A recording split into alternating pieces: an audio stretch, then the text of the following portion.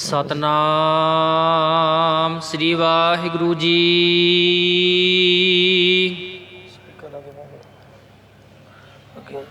सूही ऊंचे मंदर साल रसोई, एक करी फुन रहन ना होई। एहो तन ऐसा जैसे घास की टाटी, जल गयो घास रल गयो माटी। रहाओ ऊंचे मंदर साल रसोई, एक करी फुन रहन ना होई। वाहिगुरु जी का खालसा वाहिगुरु जी की फतेह। कोट ब्रह्मंडों के मालक जुग जुग अटल शब्दा अवतार, दसां पातशाहियां दी आत्मक जोत। धन धन सतगुरु श्री गुरु ग्रंथ साहिब सच्चे पातशाह जी महाराज जी दे पावन पवित्र हजूरी दे विच जुड़मन बैठी गुरु रूप गुरु खालसा साध संगत जीओ। आओ बड़े प्यार यार सत्कार दे नाल अमृत बाणी हर हर तेरी सुन सुन होवे परम गत मेरी। जलन बुझी शीतल होए मनुआ सतगुर का दर्शन पाए जियो। सतगुरां दी पवित्र अमृत बाणी की कथा विचार व्याख्या सो सरवण करके लाह प्राप्त करो जी। एक बार उच्चारण करो सतनाम श्री वाहिगुरु जी। सतनाम श्री वाहिगुरु जी। सूही राग ਦੇ ਵਿੱਚ ਧੰਨ ਭਗਤ ਰਵਿਦਾਸ ਸਾਹਿਬ ਜੀ ਦੀ ਬਾਣੀ ਕੱਲ ਪ੍ਰਾਰੰਭ ਹੋਈ ਸੀ। ਸੋ ਇਹ ਵੀ ਸ਼ਬਦ ਰਵਿਦਾਸ ਭਗਤ ਜੀ ਦਾ ਹੈ। ਕਿਸੇ ਮਾਇਆ ਵਿੱਚ ਫਸੇ ਮਨੁੱਖ ਨੂੰ ਉਪਦੇਸ਼ ਕਥਨ ਕਰ ਰਹੇ ਹਨ। ऊंचे मंदर साल रसोई। ਇਹ ਭਾਈ ਮੰਦਰ ਹੁੰਦੇ ਨੇ ਪੱਕੇ ਮਕਾਨ, ਜੋ ਉੱਚੇ ਮਹੱਲ ਨੇ ਘਰ ਹਨ, ਅਤੇ ਰਸੋਈਸ਼ਾਲਾ ਜਾਂ ਰਸੋਈ ਦੀ ਸੁੰਦਰ ਸਾਲ ਜਗ੍ਹਾ ਹੈ। एक करी फुन रहन ना होई। ਪੁਨ੍ਹਾ ਅੰਤ ਦੇ ਵੇਲੇ ਇਹਨਾਂ ਸੋਹਣੇ ਮਕਾਨਾਂ ਵਿੱਚ ਇੱਕ ਘੜੀ ਮਾਤਰ ਵੀ ਰਹਿਣਾ ਨਹੀਂ ਹੋਵੇਗਾ। ਭਾਵ ਜੀਵਾਤਮਾ ਨੂੰ ਯਮਦੂਤ ਪਰਲੋਕ ਵੱਲ ਲੈ ਜਾਣਗੇ ਤੇ ਸਰੀਰ ਨੂੰ ਸੰਬੰਧੀ ਆਦਿਕ ਸ਼ਮਸ਼ਾਨ ਭੂਮੀ ਵਿੱਚ ਲੈ ਜਾਣਗੇ। एहो तन ऐसा ਇਹ ਜਿਹੜਾ ਸਰੀਰ ਹੈ ਇਹ ਅਜਿਹਾ ਹੈ जैसे घास की टाटी, ਜਿਵੇਂ ਘਾਹ ਦੀ ਛਪਰੀ ਹੁੰਦੀ ਹੈ। जल गयो घास ਜਿਵੇਂ ਘਾਹ ਸੜ ਜਾਂਦਾ ਹੈ रल गयो माटी। ਤਾਂ ਸਵਾਹ ਬਣ ਕੇ ਮਿੱਟੀ ਵਿੱਚ ਮਿਲ ਜਾਂਦਾ ਹੈ। ਇੰਜ ਸਰੀਰ ਵੀ ਸੜ ਕੇ ਮਿੱਟੀ ਰੂਪ ਹੋ ਜਾਂਦਾ ਹੈ। रहाओ ਵਿਸ਼ਰਾਮ ਦੇ ਕਰ ਫੁਰਮਾਨ ਕਰਦੇ ਨੇ भाई बंद ਅੰਤ ਨੂੰ ਭਰਾ ਅਤੇ ਸੰਬੰਧੀ कुटुंब सहेरा। ਪਰਿਵਾਰ ਅਤੇ ਮਿੱਤਰ ਸੱਜਣ ਆਦਿਕ ਜਾਂ ਸਹੇਰਾ ਸਹੇੜਿਆ ਇਕੱਤਰ ਕੀਤਾ ਹੋਇਆ ਪਦਾਰਥ ਆਦਿਕ ओए पी लागे ਉਹ ਸਾਰੇ ਸੰਬੰਧੀ ਆਦਿਕ ਵੀ ਇਹ ਕਹਿਣ ਲੱਗ ਪੈਂਦੇ ਹਨ ਜਦ ਬੰਦਾ ਮਰ ਜਾਵੇ ਤਾਂ ਇਹ ਕਹਿੰਦੇ ਹਨ ਸਵੇਰਾ ਕਿ ਇਹਨੂੰ ਸਵੇਰੇ ਸਵੇਰ ਸਵਖਤੇ ਹੀ ਸ਼ੀਘਰ ਹੀ ਬਾਹਰ ਕੱਢਣਾ ਕਰੋ, ਮਤਲਬ ਜਲਦੀ ਕਰੋ, ਜਲਦੀ ਕਰੋ। ਘਰ ਕੀ ਨਾਰ ਆਪਣੇ ਘਰ ਦੀ ਜੋ ਇਸਤਰੀ ਭਾਵ ਜੋ ਵਿਆਹ ਕੇ ਲਿਆਂਦੀ ਘਰ ਵਾਲੀ ਹੈ, ਉਰਹਿ ਤਨ ਲਾਗੀ ਜੋ ਦਿਲ ਵਿੱਚ ਵਸੀ ਹੋਈ ਹਮੇਸ਼ਾ ਛਾਤੀ ਨਾਲ ਲੱਗੀ ਰਹਿੰਦੀ ਸੀ ਤੇ ਸਰੀਰ ਨਾਲ ਹਮੇਸ਼ਾ ਹੀ ਉਹ ਲੱਗੀ ਰਹਿੰਦੇ, ਜਾਂ ਉਹਦੇ ਛਾਤੀ ਦੇ ਨਾਲ ਲੱਗੀ ਰਹਿੰਦੇ, ਜਾਂ ਦਿਲ ਵਿੱਚ ਵਸੀ ਰਹਿੰਦੀ ਸੀ। ਉਹ ਤਾਉ ਉਹ ਤਾਂ ਭੂਤ ਭੂਤ ਕਰ ਭਾਗੀ ਪ੍ਰੇਤ ਪ੍ਰੇਤ ਕਹਿ ਕੇ ਦੂਰ ਭੱਜ ਜਾਂਦੀ ਹੈ। ਭਾਵ ਮੁਰਦਾ ਹੋਏ ਸਰੀਰ ਤੋਂ ਤੇਰੀ ਘਰ ਵਾਲੀ ਨੂੰ ਵੀ ਇਹ ਗੁਰਮੁਖਾ ਡਰ ਲੱਗੇਗਾ। ਜਿੰਨਾ ਚਿਰ ਵਾਹਿਗੁਰੂ ਜੀ ਦੀ ਜੋਤ ਸਰੀਰ ਵਿੱਚ ਹੈ, ਉਹਨਾਂ ਚਿਰ ਹੀ ਸਾਰੇ ਸਾਕ ਸੰਬੰਧੀ ਪਿਆਰ ਕਰਨ ਵਾਲੇ ਪਿਆਰ ਕਰਦੇ ਨੇ। ਜਬ ਆਪਣੀ ਜੋਤ ਖਿੰਚ ਤੂੰ ਸੁਆਮੀ, ਇਹ ਮੇਰੇ ਮਾਲਕ ਵਾਹਿਗੁਰੂ, ਜਦ ਤੂੰ ਆਪਣੀ ਜੋਤ ਸਰੀਰ ਵਿੱਚੋਂ ਖਿੱਚ ਲੈਂਦਾ ਹੈ, ਤਬ ਕੋਈ ਕਰੋ ਦਿਖਾ ਬਖਿਆਨ, ਤਾਂ ਕੋਈ ਕੁਰ ਕਰਕੇ ਦਿਖਾਵੇ ਸਹੀ ਖਾਂ ਭਾਵੇਂ ਕੁਛ ਨਹੀਂ ਹੋ ਸਕਦਾ ਹੈ।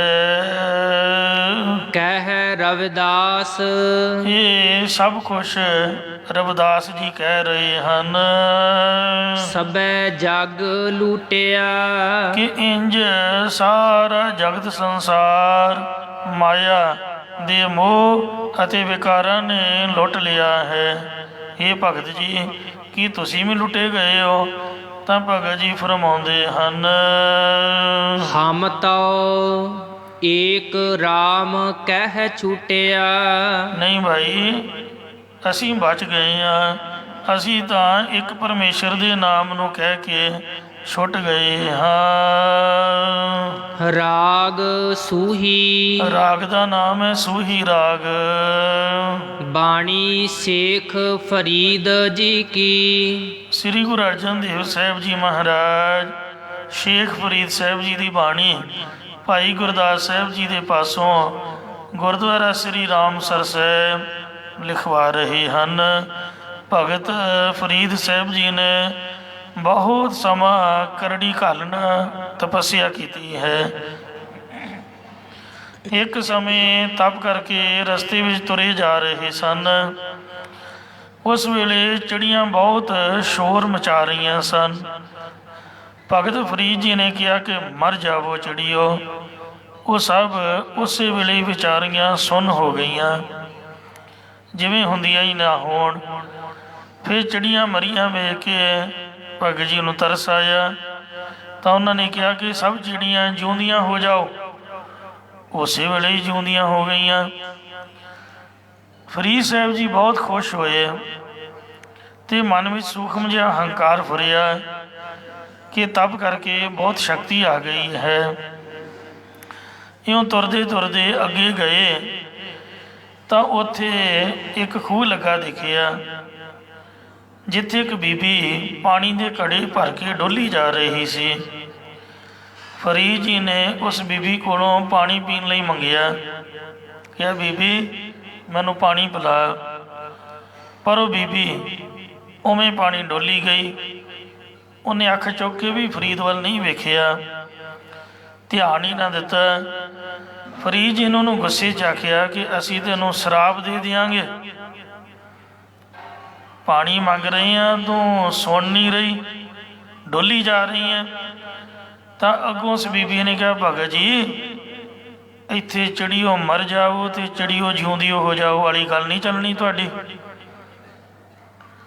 ਭਗਤ ਜੀ ਬਹੁਤ ਹੈਰਾਨ ਹੋਏ ਤੇ ਪੁੱਛਿਆ ਕਿ ਬੀਬੀ ਤੇਰੇ 'ਚ ਇੰਨੀ ਸ਼ਕਤੀ ਕਿਵੇਂ ਆ ਗਈ ਹੈ ਵੀ ਤੂੰ ਮੇਰੀ ਗੱਲ ਨੂੰ, ਰਸਤੇ ਆਉਂਦੇ ਵਾਲੀ ਗੱਲ ਨੂੰ ਸਮਝ ਲਿਆ, ਬੁੱਝ ਲਿਆ। ਤਾਂ ਉਸ ਬੀਬੀ ਨੇ ਕਿਹਾ, ਭਗਤ ਜੀ ਮੈਂ ਆਪਣੇ ਪਤ ਵਰਤਾ ਧਰਮ 'ਚ ਪਰਪੱਕ ਰਹਿੰਦੀ ਹਾਂ, ਜਿਸ ਕਰਕੇ ਇੰਨੀ ਤਾਕਤ ਮੇਰੇ ਵਿੱਚ ਸਹਿਜ ਹੀ ਆ ਗਈ ਹੈ। ਫਿਰ ਫਰੀਦ ਜੀ ਨੇ ਪੁੱਛਿਆ ਕਿ ਤੂੰ ਪਾਣੀ ਦੇ ਘੜੇ ਭਰ ਕੇ ਡੋਲੀ ਕਿਉਂ ਜਾ ਰਹੀ ਹੈ? ਤਾਂ ਉਹਨੇ ਕਿਹਾ ਕਿ ਭਗਤ ਜੀ ਇੱਥੇ 100 ਕੋ ਉੱਪਰ ਮੇਰੀ ਭੈਣ ਦੇ ਘਰ ਵਿੱਚ ਅੱਗ ਲੱਗੀ ਹੋਈ ਹੈ। ਇੱਕ ਕੋਹ ਦੇ ਵਿੱਚ 2 ਮੀਲ ਹੁੰਦੇ ਨੇ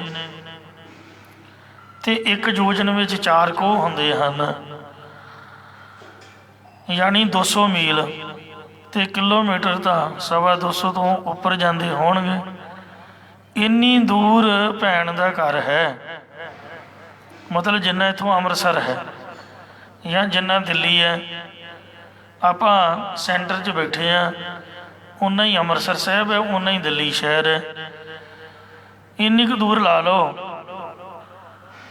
ਤੇ ਕਹਿੰਦੀ ਜਦ ਉਹ ਅੱਗ ਉੱਥੋਂ ਬੁੱਝ ਜਾਏਗੀ, ਆ ਜਿਹੜਾ ਪਾਣੀ ਮੈਂ ਡੋਲ ਰਹੀ ਹਾਂ ਇਹ ਅੱਗ ਉੱਪਰ ਪਾ ਰਹੀ ਹਾਂ, ਅੱਗ ਬੁਝਾ ਰਹੀ ਹਾਂ। ਜਦ ਉਹ ਅੱਗ ਬੁੱਝ ਜਾਏਗੀ ਤਾਂ ਮੈਂ ਤੈਨੂੰ ਪਾਣੀ ਪਿਲਾਵਾਂਗੀ, ਕਿਉਂਕਿ ਅੱਗ ਬੁਝਾਉਣੀ ਜ਼ਰੂਰੀ ਹੈ। ਭਗਤ ਜੀ ਨੇ ਕਿਹਾ ਕਿ ਤੂੰ ਮੈਨੂੰ ਉਪਦੇਸ਼ ਦੇ, ਮੈਂ ਤੈਨੂੰ ਗੁਰੂ ਧਾਰਦਾ ਹਾਂ, ਤੂੰ ਤਾਂ ਮੈਥੋਂ ਵੱਡੀ ਹੋਈ। ਤਾਂ ਬੀਬੀ ਨੇ ਕਿਹਾ ਕਿ ਭਗਤ ਜੀ ਤੁਹਾਡੀ ਤਪੱਸਿਆ ਬਹੁਤ ਜ਼ਿਆਦਾ ਹੈ, ਮੈਂ ਤਾਂ ਇੱਕ ਨਿਮਾਣੀ ਜੀ ਇੱਕ ਇਸਤਰੀ ਹਾਂ, ਘਰ ਦੇ ਵਿੱਚ ਰਹਿਣ ਵਾਲੀ ਹਾਂ, ਮੈਂ ਤੁਹਾਨੂੰ ਕੀ ਉਪਦੇਸ਼ ਦੇ ਸਕਦੀ ਹਾਂ। ਇੱਥੋਂ ਅੱਗੇ ਇੱਕ ਰਾਜਾ ਜਾ ਰਿਹਾ ਹੈ, ਉਸ ਰਾਜੇ ਕੋਲੋਂ ਉਪਦੇਸ਼ ਲੈ ਲਵੋ। ਭਗਤ ਫਰੀਦ ਜੀ ਉਸ ਬੀਬੀ ਨੂੰ ਨਮਸਕਾਰ ਕਰਕੇ ਉਸ ਰਾਜੇ ਵੱਲ ਚੱਲ ਪਏ।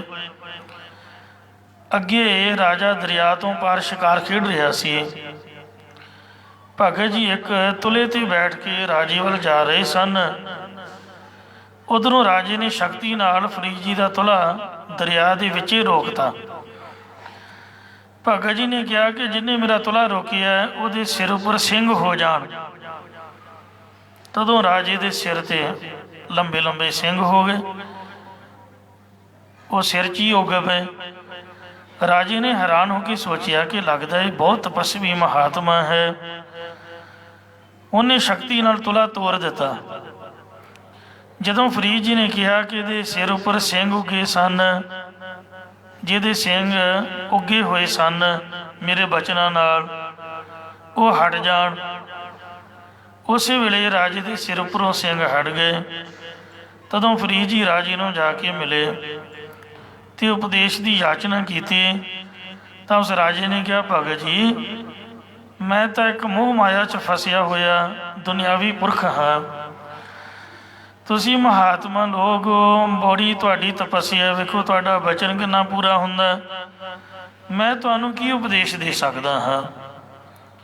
ਇੱਥੋਂ ਅੱਗੇ ਪਾਕਪਟਨ ਵਿੱਚ ਇੱਕ ਖਵਾਜਾ ਕੁਤਬਦੀਨ ਬਖਤਿਆਰ ਕਾਕੀ ਨਾਮੇ ਫਕੀਰ ਰਹਿੰਦਾ। ਖਵਾਜਾ ਕੁਤਬਦੀਨ ਬਖਤਿਆਰ ਕਾਕੀ, ਤੂੰ ਉਹਦੇ ਕੋਲੋਂ ਜਾ ਕੇ ਉਪਦੇਸ਼ ਲੈ। ਜਦ ਭਗਤ ਜੀ ਖਵਾਜਾ ਕੁਤਬਦੀਨ ਬਖਤਿਆਰ ਕਾਕੀ ਜੀ ਕੋਲ ਜਾਣ ਲੱਗੇ, ਤਦੋਂ ਵੈਰਾਗ ਦੇ ਵਿੱਚ ਇਹ ਪਾਵਨ ਸ਼ਬਦ ਉਚਾਰਨ ਕੀਤਾ। ਗੁਰੂ ਘਰ ਦੀ ਮਰਜ਼ਾਦਾ ਹੈ, ਜਦ ਵੀ ਨਵਾਂ ਪ੍ਰਕਰਨ ਪ੍ਰਾਰੰਭ ਹੁੰਦਾ ਹੈ ਤਾਂ ਸਭ ਤੋਂ ਪਹਿਲਾਂ ਗੁਰੂ ਸਾਹਿਬ ਮੰਗਲ ਕਰਦੇ ਨੇ। ਆਓ ਪਹਿਲਾਂ ਵਾਹਿਗੁਰੂ ਨੂੰ ਯਾਦ ਕਰੀਏ, ਮੰਗਲ ਦੀ ਕਥਾ ਸੁਣੋ। ਇੱਕ ਓੰਕਾਰ, ਇੱਕ ਅਦੁੱਤੀ ਪਰਮੇਸ਼ਰ ਓੰਕਾਰ ਜੋ ਸਰਬ ਦਾ ਪ੍ਰਕਾਸ਼ਕ ਹੈ। ਸਤਿਗੁਰ ਪ੍ਰਸਾਦ, ਜੋ ਸਤਿਗੁਰਾਂ ਦੀ ਕਿਰਪਾ ਦੁਆਰਾ ਪ੍ਰਾਪਤ ਹੁੰਦਾ ਹੈ। ਸ਼ਬਦ ਦਾ ਕੁਝ ਹਿੱਸਾ ਖਵਾਜਾ ਕੁਤਬਦੀਨ ਬਖਤਿਆਰ ਕਾਕੀ ਜੀ ਦੇ ਨਾਲ ਸੰਵਾਦ ਹੈ। ਤਪ ਤਪ ਲੋਹੇ ਲੋਹੇ ਹਾਥ ਮਰੋਰਾ, ਤਪੱਸਿਆ ਕਰ ਕਰਕੇ ਜਾਂ ਤਪੱਸਿਆ ਦੁਆਰਾ ਸਰੀਰ ਨੂੰ ਤਪਾ ਤਪਾ ਕੇ, ਲੋਸ਼ ਲੋਸ਼ ਤੜਫ ਤੜਫ ਕੇ, ਜਾਂ ਸਰੀਰ ਨੂੰ ਭੁੱਖ ਪਿਆਸ ਆਦਿਕ ਰੋਜ਼ੇ ਰੱਖਣ ਨਾਲ ਸਾੜ ਸਾੜ ਕੇ, ਭਾਵ ਚਤੁਸ਼ਟੇ ਅੰਤਕਰਨ ਦੁਆਰਾ ਅਤਿਅੰਤ ਵਿਆਕੁਲ ਹੋ ਕੇ ਹੱਥ ਮਰੋੜਦੀ ਮਲਦੀ ਅਰਥਾਤ ਪਛਤਾਵਾ ਕਰਦੀ ਹਾਂ, ਜਾਂ ਮੇਰੇ ਮਨ ਬੁੱਧ ਰੂਪ ਹੱਥ ਮੁਰਝਾ ਰਹੇ ਹਨ। ਬਾਵਲ ਹੋਈ, ਮੈਂ ਸੰਸਾਰ ਵੱਲੋਂ ਕਮਲੀ ਹੋਈ, ਜਾਂ ਬਿਰਤੀ ਮੇਰੀ ਝੱਲੀ ਹੋਈ। ਸੋ ਸਾਹ ਲੋਰੋ, ਉਸ ਪਤੀ ਪਰਮੇਸ਼ਰ ਨੂੰ ਚਾਹੁੰਦੀ ਹੈ। ਇੱਕ ਵਾਰ ਭਗਤ ਫਰੀਦ ਜੀ ਕਿਸੇ ਦਰਿਆ ਦੇ ਕਿਨਾਰੇ ਬੈਠੇ ਤਪੱਸਿਆ ਕਰ ਰਹੇ ਸਨ। ਉਸ ਸਮੇਂ ਦਰਿਆ ਦੇ ਵਿੱਚ ਕੁਝ ਆਦਮੀਆਂ ਦੀ ਭਰੀ ਹੋਈ ਬੇੜੀ ਜਾ ਰਹੀ ਸੀ। ਅਚਾਨਕ ਹੀ ਉਹ ਡੁੱਬ ਗਈ, ਜਿਸ ਵਿੱਚੋਂ ਕੁਝ ਆਦਮੀ ਮਰ ਗਏ। ਇੱਕ ਮਾਈ ਦਾ ਬੱਚਾ ਮਰਿਆ ਹੋਇਆ ਦਰਿਆ ਦੇ ਕਿਨਾਰੇ ਜਾ ਲੱਗਾ। ਉਹ ਮਾਈ ਆਪ ਬਚ ਗਈ। ਉਹਨੇ ਭਗਤ ਜੀ ਨੂੰ ਤਪੱਸਿਆ ਕਰਦੇ ਵੇਖਿਆ ਤੇ ਉਹ ਆਪਣਾ ਬੱਚਾ ਚੁੱਕ ਕੇ ਭਗਤ ਜੀ ਦੇ ਕੋਲ ਆ ਗਈ, ਜਿਹੜਾ ਮਰਿਆ ਹੋਇਆ ਸੀ। ਤਪਸਵੀ ਜਾਣ ਕੇ, ਮਹਾਤਮਾ ਜਾਣ ਕੇ ਫਰੀਦ ਦੇ ਪੈਰੀਂ ਪੈ ਕੇ ਉੱਚੀ ਉੱਚੀ ਰੋਣ ਲੱਗ ਪਈ। ਬੇਨਤੀ ਕੀਤੀ, ਭਗਤ ਜੀ ਮੇਰਾ ਇਹ ਇਕੱਲਾ ਇਕੱਲਾ ਪੁੱਤਰ ਮਰ ਗਿਆ, ਤੁਸੀਂ ਰੱਬ ਦੀ ਬੰਦਗੀ ਕਰਨ ਵਾਲੇ ਸੰਤ ਹੋ, ਕਿਰਪਾ ਕਰਕੇ ਮੇਰਾ ਪੁੱਤਰ ਜਿਉਂਦਾ ਕਰ ਦੇਵੋ। ਤਾਂ ਭਗਤ ਜੀ ਬੜੇ ਦਿਆਲੂ ਕਿਰਪਾਲੂ ਸਨ। ਉਹਨਾਂ ਨੇ ਤਰਸ ਕਰਕੇ ਪਰਮੇਸ਼ਰ ਅੱਗੇ ਦੁਆ ਕੀਤੀ। ਤਾਂ ਆਕਾਸ਼ਬਾਣੀ ਹੋਈ ਕਿ ਭਗਤ ਜੀ ਤੁਹਾਡੀ ਤਪੱਸਿਆ ਦੇ ਪ੍ਰਤਾਪ ਕਰਕੇ ਬੱਚਾ ਤਾਂ ਜਿਉਂਦਾ ਹੋ ਜਾਏਗਾ, ਪਰ ਜਿਸ ਵਾਸਤੇ ਤੁਸੀਂ ਤਪੱਸਿਆ ਕਰ ਰਹੇ ਹੋ, ਯਾਨੀ ਮੈਨੂੰ ਮਿਲਣ ਲਈ, ਮੇਰੇ ਮਿਲਾਪ ਦੇ ਵਿੱਚ ਵਿਘਨ ਪੈ ਜਾਏਗਾ। ਮੇਰੇ ਦਰਸ਼ਨਾਂ ਦੇ ਵਿੱਚ ਦੇਰ ਲੱਗੂਗੀ, ਤੁਹਾਨੂੰ ਤਪੱਸਿਆ ਜ਼ਿਆਦਾ ਕਰਨੀ ਪਏਗੀ। ਕਿਉਂਕਿ ਜਦ ਕਰਾਮਾਤ ਲਾਈ ਦੀ ਹੈ ਤਾਂ ਜਿਹੜੀ ਸੁਰਤ ਹੈ ਬਹੁਤ ਤੇਜ਼ ਵੇਗ ਵਿੱਚ ਵਹਿ ਜਾਂਦੀ ਹੈ। ਸ਼ਕਤੀਆਂ, ਪਾਵਰਾਂ ਲੌਸ ਹੋ ਜਾਂਦੀਆਂ ਨੇ। ਜਿਵੇਂ ਇਨਸਾਨ ਦੇ ਵਿੱਚ ਬਹੁਤਾ ਜ਼ਿਆਦਾ ਸਖਤ ਕੰਮ ਕਰਨ ਤੋਂ ਥਕਾਵਟ ਅਤੇ ਕਮਜ਼ੋਰੀ ਆ ਜਾਂਦੀ ਹੈ। ਇਸ ਤਰੀਕੇ ਨਾਲ ਸਰੀਰ ਨਿਢਾਲ ਹੋ ਜਾਂਦਾ ਹੈ, ਡਿੱਗਣ ਵਾਲਾ। ਭਗਤ ਜੀ ਨੇ ਕਿਹਾ ਵੀ ਕੋਈ ਗੱਲ ਨਹੀਂ, ਬੜੇ ਫਰਾਖ ਦਿਲ ਸੀਗੇ, ਤੁਸੀਂ ਆ ਬੱਚਾ ਤਾਂ ਜਿਉਂਦਾ ਕਰੋ ਪਹਿਲਾਂ, ਅਤੇ ਜਿੰਨੀ ਵੀ ਤਪੱਸਿਆ ਤੁਸੀਂ ਮੇਰੇ ਕੋਲੋਂ ਕਰਾਓਗੇ ਮੈਂ ਕਰੀ ਜਾਵਾਂਗਾ। ਮੇਰਾ ਤਾਂ ਕੰਮ ਹੀ ਤਪੱਸਿਆ ਕਰਨਾ, ਘਬਰਾਈ ਨਹੀਂ, ਕੋਈ ਨਹੀਂ, ਤੁਸੀਂ ਲੇਟ ਆ ਜਾਇਓ, ਪਰ ਬੱਚਾ ਜਿਉਂਦਾ ਕਰੋ। ਤਾਂ ਉਸੇ ਵੇਲੇ ਉਹ ਬੱਚਾ ਜਿਉਂਦਾ ਹੋ ਗਿਆ। ਉਸ ਮਾਈ ਨੇ ਆਪਣਾ ਬੱਚਾ ਚੁੱਕਿਆ ਅਤੇ ਭਗਤ ਜੀ ਦਾ ਬਹੁਤ ਧੰਨਵਾਦ ਕੀਤਾ। ਫਿਰ ਜਿਨ੍ਹਾਂ ਦੇ ਪਰਿਵਾਰ ਵਾਲੇ ਦਰਿਆ 'ਚ ਰੁੜ ਗਏ ਸੀ, ਉਹਨਾਂ ਕੋਲ ਜਾ ਕੇ ਕਹਿਣ ਲੱਗੀ ਵੀ ਆਹ ਜਿਹੜਾ ਮੇਰਾ ਬੱਚਾ ਹੈ, ਉਹ ਜਿਹੜਾ ਸੰਤ ਬੈਠਾ ਭਗਤ ਫਰੀਦ ਸਾਹਿਬ ਜੀ, ਉਹਨੇ ਜਿਉਂਦਾ ਕਰ ਦਿੱਤਾ। ਤੁਸੀਂ ਵੀ ਆਪ ਦਾ ਸੋਚੋ। ਇਹ ਸੁਣ ਕੇ ਉਹ ਬਾਕੀ ਲੋਕ ਵੀ ਆਪਣੇ ਡੁੱਬੇ ਹੋਏ ਸੰਬੰਧੀ ਜਿਹੜੇ ਕਿਨਾਰੇ ਜਾਂ ਲੱਗੇ ਸਨ, ਉਹਨਾਂ ਨੂੰ ਲੱਭ ਲੱਭ ਕੇ ਭਗਤ ਜੀ ਪਾਸ ਲੈ ਆਏ। ਉੱਥੇ ਤਾਂ ਲਾਸ਼ਾਂ ਦਾ ਢੇਰ ਲੱਗ ਗਿਆ। ਉਹ ਜਿਵੇਂ ਲਾਸ਼ਾਂ ਰੱਖਣ ਵਾਲਾ ਕੋਈ ਕੈਬਨ ਹੁੰਦਾ, ਅਤੇ ਭਗਤ ਜੀ ਨੇ ਉਹਨਾਂ ਨੂੰ ਰੋਂਦੇ ਵੇਖਿਆ, ਉਹਨਾਂ 'ਤੇ ਵੀ ਤਰਸ ਕੀਤਾ। ਉਹ ਰੋ ਰੋ ਕੇ ਮਿੰਨਤਾਂ ਕਰਨ ਲੱਗੇ, ਜੀ ਸਾਡੇ ਬੰਦੇ ਵੀ ਜਿਉਂਦੇ ਕਰੋ। ਤਾਂ ਭਗਤ ਜੀ ਨੇ ਉਹ ਵੀ ਸਾਰੇ ਜਿਉਂਦੇ ਕਰਤੇ। ਇਸ ਕਰਾਮਾਤ ਦਿਖਾਉਣ ਕਰਕੇ ਭਗਤ ਜੀ ਨੂੰ ਅੱਲਾ ਦੇ ਦਰਸ਼ਨ ਲਈ ਬਹੁਤ ਜ਼ਿਆਦਾ ਸਖਤ ਘਾਲਣਾ, ਲੰਬਾ ਸਮਾਂ ਮਿਹਨਤ ਕਰਨੀ ਪਈ, ਅਤੇ ਹੁਣ ਵੀ ਪੈ ਰਹੀ। ਉਸ ਭਾਵ ਨੂੰ ਲੈ ਕੇ ਭਗਤ ਜੀ ਜੋ ਤਪੱਸਿਆ ਦੇ ਨਾਲ ਉਹ ਦੁਖੀ ਹੋ ਰਹੇ ਨੇ, ਕਿਉਂਕਿ ਕੰਮ ਕੋਈ ਸੌਖਾ ਤਾਂ ਹੈ ਨਹੀਂ। ਨਾ ਰਾਤ ਨੀਂਦ, ਨਾ ਦਿਨੇ ਚੈਨ, ਨਾ ਟਾਈਮ ਸਿਰ ਰੋਟੀ, ਨਾ ਪਾਣੀ, ਅਤੇ ਨਾ ਕੋਈ ਖਲੋਣ ਬਹਿਣ ਦੀ ਜਗ੍ਹਾ। ਬੜਾ ਔਖਾ ਹੈ ਇਹ ਤਪੱਸਿਆ ਵਾਲਾ ਕੰਮ। ਅਤੇ ਮਨ ਤਾਂ ਕਈ ਵਾਰ ਕਾਹਲਾ ਪੈਂਦਾ ਹੀ ਆ, ਪਰ ਇਹ ਜਿਹੜੀ ਸਿੱਖੀ ਹੈ, ਇਹ ਜੋ ਨਾਮ ਦੀ ਮੰਜ਼ਿਲ ਹੈ, ਖਜੂਰ ਦੀ ਤਰ੍ਹਾਂ ਹੈ। ਹੇਠਾਂ ਨੂੰ ਵੇਖੋ ਤਾਂ ਵੀ ਬੰਦਾ ਮਰਦਾ, ਡਿੱਗ ਗਿਆ ਤਾਂ ਚੱਕਣਾ ਚੂਰ ਹੈ, ਚੜ੍ਹ ਗਿਆ ਤਾਂ ਪਾਵੇਂਗਾ ਪਰਮ ਪਦ, ਡਿੱਗ ਗਿਆ ਤਾਂ ਚੱਕਣਾ ਚੂਰ ਹੈ। ਜੇ ਉੱਪਰ ਨੂੰ ਵੇਖੋ, ਡਰ ਤਾਂ ਉੱਪਰ ਨੂੰ ਵੀ ਲੱਗਦਾ, ਪਰ ਫਿਰ ਵੀ ਮਾੜਾ ਮੋਟਾ ਬੰਦਾ ਹੱਥ ਹੁੱਥ ਪਾ ਕੇ ਚੜ੍ਹੀ ਤਾਂ ਜਾਂਦਾ ਹੀ ਹੈ। ਥੱਲੇ ਤਾਂ ਡਿੱਗਿਆ ਕੰਮ ਤਮਾਮ ਹੀ ਹੈ, ਕਿਉਂਕਿ ਉੱਚਾ ਬਹੁਤ ਆ ਗਏ ਆ। ਹੁਣ ਪਛਾਣ ਨੂੰ ਮੁੜ ਨਹੀਂ ਸਕਦੇ, ਦੁਨੀਆ ਮਖੌਲ ਕਰੂਗੀ। ਤੋ ਇਸ ਵਾਸਤੇ ਹੈ ਕੰਮ ਕਠਿਨ, ਅਤੇ ਪਰ ਮਹਾਤਮਾ ਲੱਗੇ ਰਹਿੰਦੇ ਨੇ। ਫਰੀਦ ਸਾਹਿਬ ਜੀ ਫਰਮਾਉਂਦੇ ਹਨ, ਤੈ ਸਹਿ ਇਹ ਮੇਰੇ ਮਾਲਕਾ, ਮੇਰੇ ਵਾਹਿਗੁਰੂ, ਤੇਰਾ ਭਾਣਾ ਨਹੀਂ ਮੈਂ ਮੰਨਿਆ। ਤੂੰ ਮੈਨੂੰ ਆਖਿਆ ਸੀ ਵੀ ਇਹ ਮੇਰਾ ਹੁਕਮ ਹੈ ਕਿ ਇਹ ਬੇੜੀ ਦੇ ਵਿੱਚ ਸਵਾਰ ਬੰਦੇ ਡੁੱਬ ਕੇ ਮਰ ਜਾਣ, ਤੋ ਮੇਰੇ ਹੁਕਮ ਦੇ ਮੁਤਾਬਕ ਪਾਣੀ ਨੇ ਇਹਨਾਂ ਨੂੰ ਮਾਰਿਆ ਹੈ ਤੇ ਇਹਨਾਂ ਦੇ ਕਰਮਾਂ ਦੇ ਵਿੱਚ ਡੁੱਬ ਕੇ ਮਰਨਾ ਲਿਖਿਆ ਸੀ। ਫਰੀਦ, ਤੈਨੂੰ ਕੀ ਪਤਾ?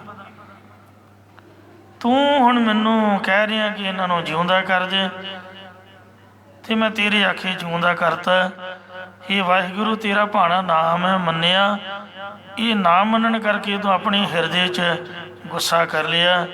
ਕਈ ਵਾਰ ਕਿਸੇ ਪ੍ਰਬੰਧਕ ਦੇ ਕੰਮ 'ਚ ਵੀ ਦਖਲ ਦਿਓ, ਉਹ ਵੀ ਗੁੱਸਾ ਕਰਦਾ।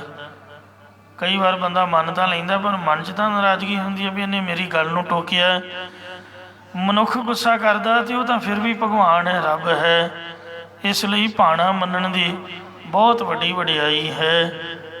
ਸ੍ਰੀ ਗੁਰੂ ਨਾਨਕ ਦੇਵ ਜੀ ਦੇ ਕੋਲ ਭਾਈ ਭਗੀਰਥ ਜੀ, ਮਲਸੀਆਂ ਦੇ ਸਰਪੰਚ, ਦੇਵੀ ਦੇ ਉਪਾਸ਼ਕ, ਜਦ ਬ੍ਰਹਮ ਗਿਆਨ ਲੈਣ ਵਾਸਤੇ ਆਏ ਤੇ ਗੁਰੂ ਸਾਹਿਬ ਨੂੰ ਬੇਨਤੀ ਕੀਤੀ, ਮਹਾਰਾਜ ਬ੍ਰਹਮ ਗਿਆਨ ਬਖਸ਼ੋ।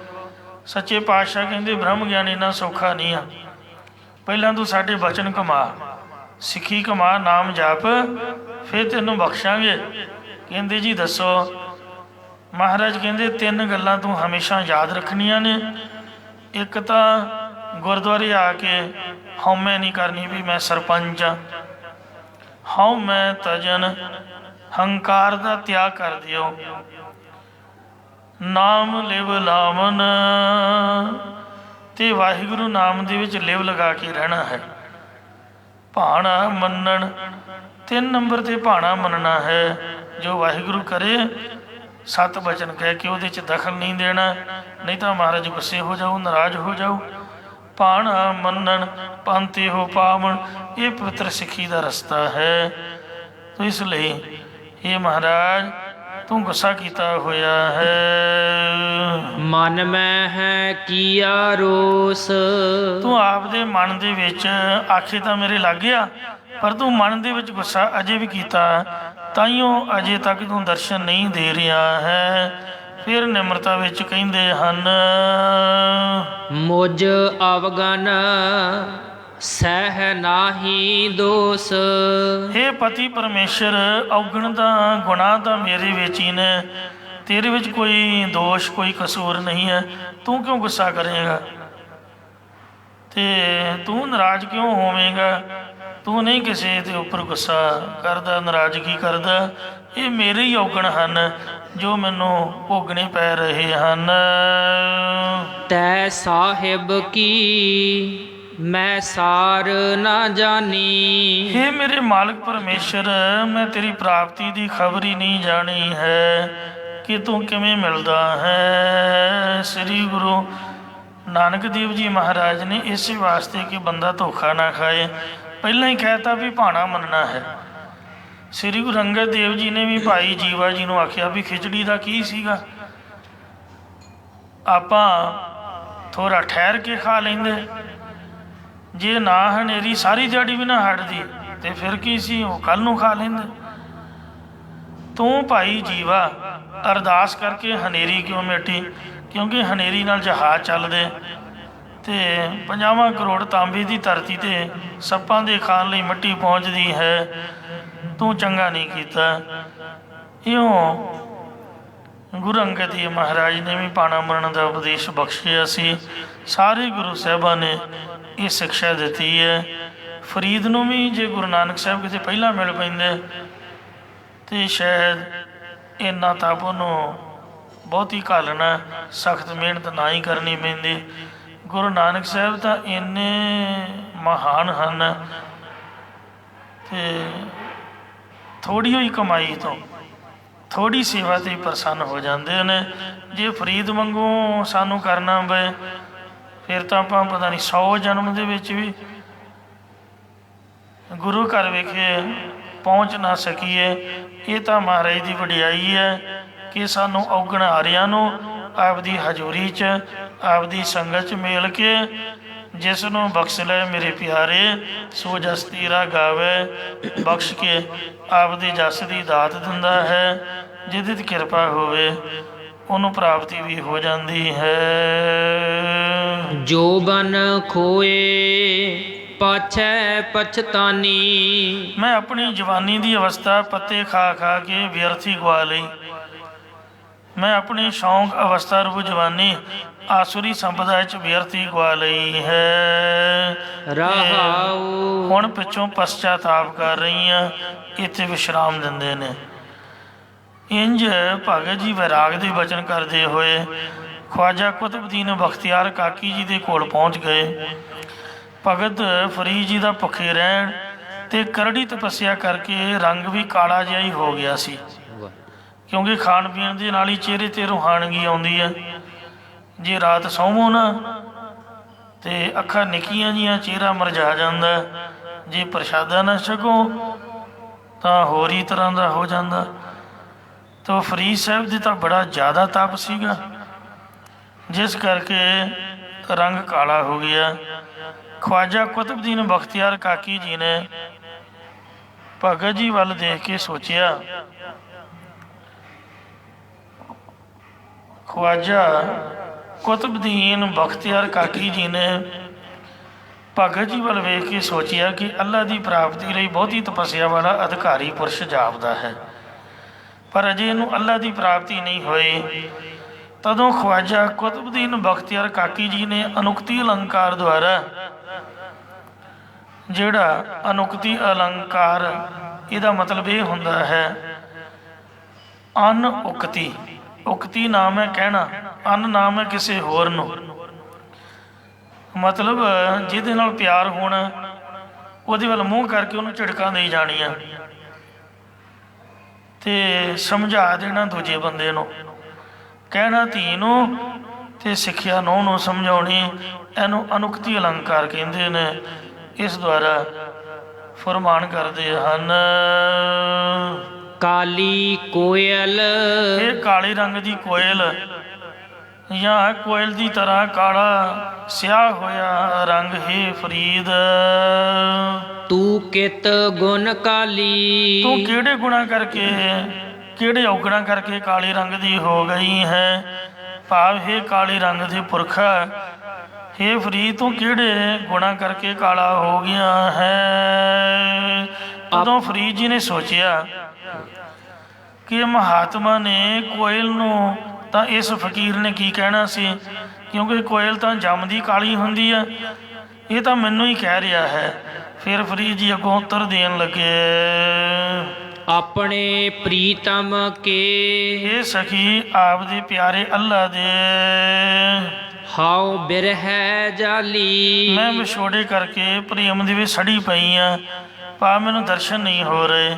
ਮੈਂ ਦਰਸ਼ਨਾਂ ਦੀ ਇੱਛਾ ਵਿੱਚ ਵਿਛੋੜੇ ਕਾਰਨ ਕਾਲੀ ਹੋ ਗਈ ਹਾਂ, ਮੇਰਾ ਰੰਗ ਕਾਲਾ ਸੁਆਹ ਹੋ ਗਿਆ ਹੈ। ਫਰੀਦਾ ਤਨ ਸੁੱਕਾ ਪਿੰਜਰ ਥੀਆ, ਤਲੀਆਂ ਖੁੰਡੇ ਕਾਗ, ਅਜੈ ਸੋ ਰੱਬ ਨਾ ਬਹੁੜਿਓ, ਦੇਖ ਬੰਦੇ ਕੇ ਭਾਗ। ਰੱਬ ਨੂੰ ਮਾੜਾ ਨਹੀਂ ਆਖਿਆ, ਬੰਦੇ ਕੇ ਭਾਗਾਂ ਨੂੰ ਕੋਸਿਆ। ਰੱਬ ਥੋੜ੍ਹਾ ਮਾੜਾ। ਸ੍ਰੀ ਗੁਰੂ ਗ੍ਰੰਥ ਸਾਹਿਬ ਜੀ ਮਹਾਰਾਜ ਤੁਸੀਂ ਵੇਖੋ, ਅੰਮ੍ਰਿਤ ਵੇਲੇ 2:30 ਵਜੇ ਦੇ ਪ੍ਰਕਾਸ਼ ਹੋਏ ਨੇ ਅਤੇ ਰਾਤ ਨੂੰ 8 ਵਜੇ ਸੁਖਾਸਨ ਹੋਣਾ ਹੈ। ਕਿੰਨਾ ਟਾਈਮ ਹੈ। ਭਾਗ ਤਾਂ ਸਾਡੇ ਮਾੜੇ ਨੇ ਜਿਹੜੇ ਮੱਥਾ ਨਹੀਂ ਟੇਕਦੇ, ਦਰਸ਼ਨ ਨਹੀਂ ਕਰਦੇ। ਵਾਹਿਗੁਰੂ। ਵਿਹਲੇ ਵੀ ਆਪਾਂ ਕਹਿੰਦੇ ਹਾਂ ਵੀ ਆਪਾਂ ਬੜੇ ਬਿਜ਼ੀ ਹਾਂ ਜੀ, 1 ਮਿੰਟ ਵੀ ਨਹੀਂ ਸਾਡੇ ਪਾਸ ਹੈ। ਬਲਕਿ ਗੁਰੂ ਗ੍ਰੰਥ ਸਾਹਿਬ ਮਹਾਰਾਜ ਦਾ ਪ੍ਰਕਾਸ਼ ਹਰੇਕ ਪਿੰਡ, ਹਰੇਕ ਸ਼ਹਿਰ, ਇੱਕ ਜਗ੍ਹਾ ਨਹੀਂ ਕਈ ਜਗ੍ਹਾ 'ਤੇ ਹੈ। ਅਤੇ ਸਾਨੂੰ ਚਾਹੀਦਾ ਹੈ ਕਿ ਜੇ ਅਸੀਂ ਗੁਰੂ ਸਾਹਿਬ ਦੇ ਸਿੱਖ ਹਾਂ, ਆਪਾਂ ਨਮਸਕਾਰ ਕਰੀਏ, ਮਹਾਰਾਜ ਦੇ ਦਰਸ਼ਨ ਕਰੀਏ। ਨਾਲੇ ਤਾਂ ਪਹਿਰਾ ਰਹਿੰਦਾ ਹੈ, ਆਵਾਜਾਈ ਸੰਗਤ ਦਾ ਪ੍ਰਭਾਵ ਹੁੰਦਾ। ਅਤੇ ਅੱਜ ਕੱਲ੍ਹ ਮੂਰਖ ਬੰਦੇ ਖਾਲੀ ਗੁਰਦੁਆਰਿਆਂ 'ਚ ਆ ਵੜਦੇ ਨੇ ਅਤੇ ਆ ਕੇ ਗੁਰੂ ਗ੍ਰੰਥ ਸਾਹਿਬ ਮਹਾਰਾਜ ਸੱਚੇ ਪਾਤਸ਼ਾਹ ਜੀ ਦੀ ਬੇਅਦਬੀ ਕਰਕੇ ਤੁਰ ਜਾਂਦੇ ਹਨ। ਸੰਗਤਾਂ ਆਪੋ ਆਪਣੇ ਘਰਾਂ 'ਚ ਬੈਠੀਆਂ, ਉਹਨਾਂ ਨੂੰ ਪਤਾ ਹੀ ਨਹੀਂ ਤੇ ਇਸ ਵਾਸਤੇ ਜਿਨ੍ਹਾਂ ਦੀ ਸੇਵਾ ਹੈ, ਸੇਵਾਦਾਰ ਗ੍ਰੰਥੀ ਸਿੰਘ, ਉਹਨਾਂ ਵਿਚਾਰਿਆਂ ਦੀਆਂ ਤਨਖਾਹਾਂ ਵੀ ਬੜੀਆਂ ਘੱਟ ਨੇ। ਰੋਜੀ ਰੋਟੀ ਦੇ ਜੁਗਾੜ ਲਈ ਉਹ ਵੀ ਆਪਦਾ ਇੱਧਰ ਉੱਧਰ ਹੁੰਦੇ ਹਨ। ਤੇ ਇਸ ਲਈ ਮਹਾਰਾਜ ਦੇ ਵਿੱਚ ਦੋਸ਼ ਕੋਈ ਨਹੀਂ ਹੈ, ਬੰਦੇ ਦੇ ਭਾਗ ਮਾੜੇ ਨੇ। ਮੈਂ ਦਰਸ਼ਨਾਂ ਦੀ ਇੱਛਾ ਦੇ ਵਿਛੋੜੇ ਕਾਰਨ ਕਾਲੀ ਹੋਈ ਪਈ ਹਾਂ। ਪਿਰਹਿ ਬਿਹੂਨ ਕਤਹਿ ਸੁਖ ਪਾਏ। ਪਤੀ ਪਰਮੇਸ਼ਰ ਤੋਂ ਬਿਨਾਂ ਕੋਈ ਜੀਵ ਰੂਪ ਇਸਤਰੀ ਕਿੱਥੇ ਜਾਂ ਕਿਸ ਤਰ੍ਹਾਂ ਆਨੰਦ ਨੂੰ ਪਾ ਸਕਦੀ ਹੈ, ਭਾਵ ਨਹੀਂ ਪਾ ਸਕਦੀ ਹੈ। ਜਾ ਹੋਏ ਕਿਰਪਾਲ ਤਾ ਪ੍ਰਭੂ ਮਿਲਾਏ। ਜੇਕਰ ਕੋਈ ਮੁਰਸ਼ਿਦ ਮੇਰੇ ਤੇ ਕਿਰਪਾਲੂ ਦਿਆਲੂ ਹੋਵੇ ਤਾਂ ਉਹ ਪਰਮੇਸ਼ਰ ਨਾਲ ਮਿਲਾ ਸਕਦਾ ਹੈ।